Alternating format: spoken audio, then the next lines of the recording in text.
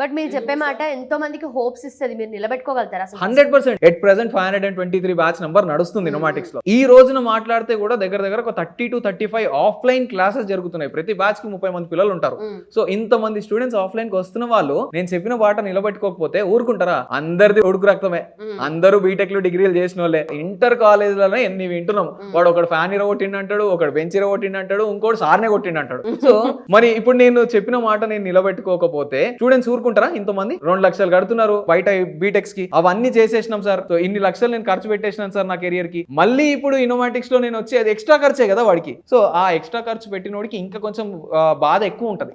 So నేను వాడు మోసపోయాడు అంటే మాత్రం వాడు ఈసారి ఊరుకోడు ఇంకా.